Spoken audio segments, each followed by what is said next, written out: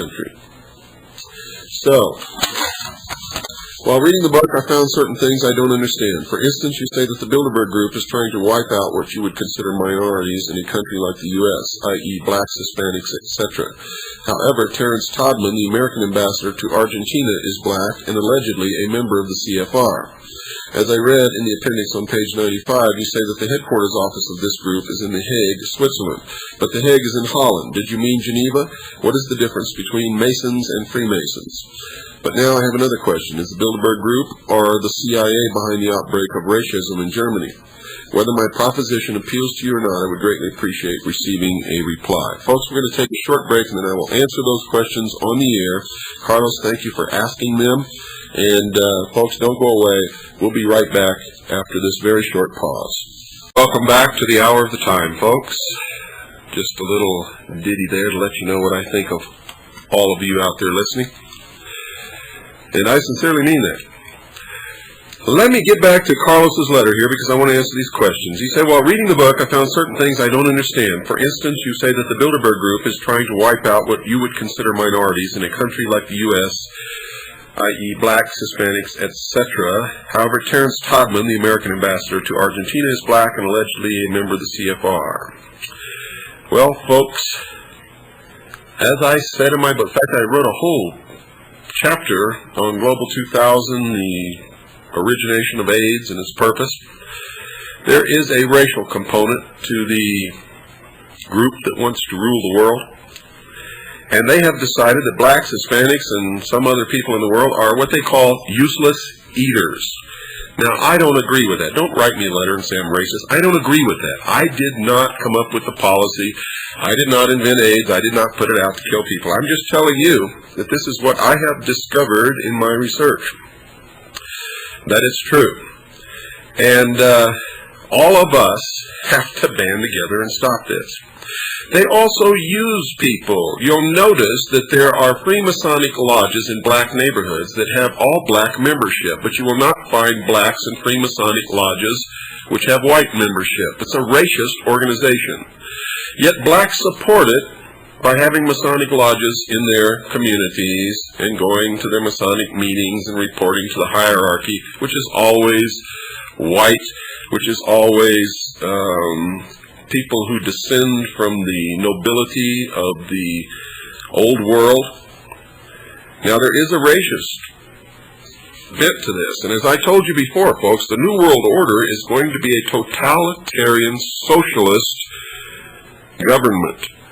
It's the same thing that Hitler had. Hitler was a socialist. Nazi means National Socialism. So understand that the same thing that happened in Hitler's Germany will happen the world over if these people come to power. We must stop them at all costs. I abhor racism in any form. In any form. Doesn't mean I won't criticize certain people for some of their actions occasionally when their actions are wrong. But yes, they are, and it doesn't make any difference if Terrence Todman is black. Terrence Todman is being used and doesn't even understand what's going on. And not everybody in the United States government is a member of this group that is trying to take over and control the world. You have to understand it's not the American government bringing this about. It's not the United States government. It's the members of these secret societies, the followers of what's known as Mystery Babylon, who have infiltrated our government and your government in the other governments of the world and are subverting the sovereignty of nations to bring about the New World Order. Carlos goes on to say, on page 95, you say that the headquarters office of this group is in The Hague, Switzerland, but The Hague is in Holland. Did you mean Geneva? What is the difference between Masons and Freemasons? That was I don't know how it happened in the editing, but I had originally written in the book that the headquarters of the Bilderberg Group was in The Hague and in Switzerland. And somehow in the editing of the book, and in got left out, and it came out The Hague, Switzerland. I know The Hague is not in Switzerland, and so does everybody else. It is an unavoidable error. Unfortunately, my publisher is operating on a shoestring, and so am I. So neither one of us have the money to redo the plates and correct some of these small errors in the book.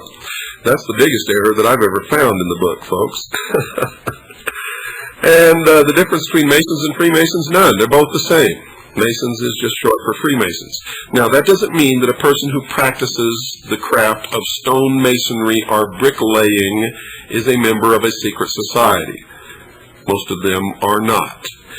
And the Freemasons, as many claim, did not start out as a local trade, yokel, that's right, as a local trade union of stonemasons or bricklayers in Europe. Nope, not at all, folks. That's not where they came from. In fact, Freemason is misleading because it comes from the French free mason, which literally means the sons of light, and that's the true interpretation. The light, of course, is the sun, the ancient worship of Baal, Lucifer, also known as Satan. And he says, but now I have another question. Is the Bilderberg Group or the CIA behind the outbreak of racism in Germany? The people who are trying to bring about the New World Order, yes, are aiming for a resurgence of German nationalism, of fascism. The New World Order will be totalitarian socialist in nature. That's exactly what Hitler's regime was, a marriage of the corporate state with the state of government and the suppression or repression of the people.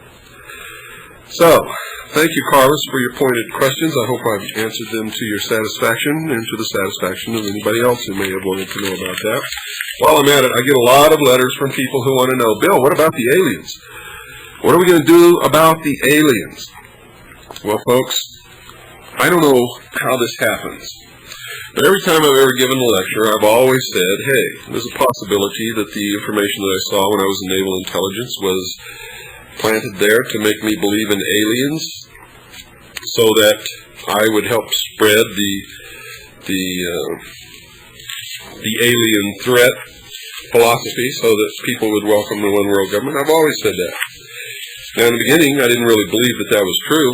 I believed that what I'd seen in naval intelligence, the documents that said that all of this stuff is alien in origin, I believed that it was true then, as anybody would who saw top secret documents while in the service of their country and participated in briefings of high-ranking military and government personnel about those documents. I don't think there's anybody who wouldn't have believed them. And if I hadn't set out on a search for the truth for over the last 20 years and found out what the truth really was, then I probably would still believe it. But I don't believe it now. And for those of you who never read my book, it's been out for 2 years now. Okay, my book has been out for over 2 years now, and people still haven't read the book. And people call me and say, for instance, here's one good one they're always saying, Bill, you're totally discredited. Your book is a piece of trash because in there you said that Adam Weishaupt wrote Wealth of Nations. Folks, that's not what it said. In fact, I'll quote to you right now, right out of my book. It says, Adam Weishaupt published Wealth of Nations in 1776. And that's exactly what he did. That means he put up money to have an edition of the book published. I never said that he wrote it. Adam Smith wrote Wealth of Nations. But people either see what they want to believe and not read what people really say. Some people skip through my book and just read sections that interest them, not realizing that this is a book that has to be read from cover to cover in order for you to understand what's going on, because everything in here relates to everything else. And another one is, oh, Bill, wow, you wrote all about the aliens, and I believe this and that and everything. What I wrote, folks, is what I saw in top secret documents while I was in naval intelligence, and a lot of information that's been released through the Freedom of Information Act, and information that was dug up by other people, all of whom were given credit in these sources at the back of the chapter called The Secret Government. That's what research is. Okay? Now, if all of that is true, then this chapter, The Secret Government, folks, is probably closer to the truth about extraterrestrial visitation to the Earth than anything else that's ever been written. But if that is disinformation, if that originally has been put out, if people like me, and I'm not the only one who saw those documents, folks, Linda Moulton Howe saw them, another guy named Bill English says he saw them, our investigation into him shows that he's a total phony in the background that he has given us, because he was not a captain in the Green Berets. In fact, he was never in the Green Berets. He was never an officer, period. He was a cook, and his secondary MOS was line stringer, communications wire stringer.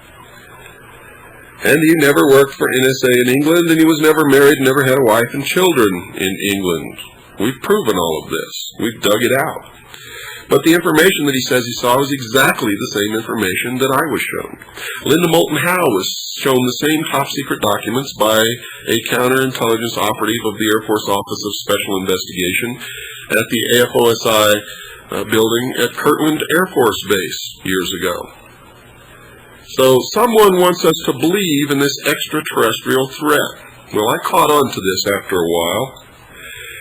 And if you'll read my book, instead of glancing through and reading what you want to read or what you think you agree with, read the whole thing whether you agree with it or not. You need to know what's in this book. At the end of chapter 12, I listed 5 possible conclusions to the information in this chapter. And number 5, I'm going to read to you verbatim right now, so that you'll understand where I come from. Number 5. Quote, "There's always the possibility that I was used, that the whole alien scenario is the greatest hoax in history, designed to create an alien enemy from outer space in order to expedite the formation of a one-world government. I have found evidence that this could be true. I have included that evidence in the appendix. I advise you to consider this scenario as being probable." Unquote. Now, I'll grant you extraterrestrials may be real. They may be visiting the Earth, folks, but all the evidence that I can find in my research and investigations is all of this stuff is of human origin to create an artificial alien threat from outer space so that you will be willing to give up your rights or anything else that you have to give up in order to face that threat. Understand? I sure hope you do. It's important that you understand that. Okay, next letter. This was to WWCR. I'm sending this letter to express my opinion that William Cooper's The Hour of the Time is one of my favorite programs on your station, and I request that you please keep it on the air. I find Bill Cooper's program to be food for thought. I sincerely hope you ignore any harsh letters from unfair critics who may be affiliated with the Stell Group. Mr. Cooper spoke of them on his November 30th program, and how one of them wrote a libelous article about the hour of the time in his book, Behold a Pale Horse. It's talking about my reference to Lars Hansen, who was reared in the Stell Group and wrote a lot of lies and libelous things. And we filed suit in federal district court in Atlanta, Georgia against Mr. Lars Hansen, and he disappeared, despite the fact that in his libelous writings and ramblings, he said that he was hoping that we would sue him so that he could get all of this stuff into court. Well, it turns out that we did sue him, and Mr. Hansen is now on the lam trying to duck the service of the papers of the U.S. Marshal's office. So, anyway, that's about how that is. And this writer goes on to, I haven't ordered the book or joined Kaji yet, but I'm concerned that a mystery school is trying to hound him off the air and take cheap shots at his program. I'm sure you feel the same as I do, but I thought I ought to write and show my concern about the Stell Group and its acts of libel and attempts at censorship. Now, folks, I don't know if the Stell Group was behind what Lars Hansen did or not. I just made reference to the fact that Lars Hansen was reared in a cult, a part of the mystery school known as the Stell Group. So let's not go blaming the Stell Group if we don't have any proof that they did it. We know Lars Hansen did it. He happened to be a member of the Stell Group for a large portion of his life. The show of November 30th, it goes on to say, the show of November 30th had some flutter in the first few minutes of the program, but it was still listenable. Could you please send a QSL card? It would be very appreciated. I close a self-addressed stamped envelope. Thank you, Danny. And he's in Tennessee. Danny's in Tennessee. Okay, on to the next letter here, folks. Try to get through as many of these as I can. And thank you all for your help. Dear Bill, here is the SASE I told you I'd send. Please enclose and return the libelous document you mentioned. We're talking again about the Lars Hansen document. The other one, we didn't know who wrote it, but offered a reward for their identity. By the way, that reward is still on, folks. From the description you gave, it sounds like the standard garbage from the debunkers of the UFO community, so that narrows it to about a dozen or so well-known bozos.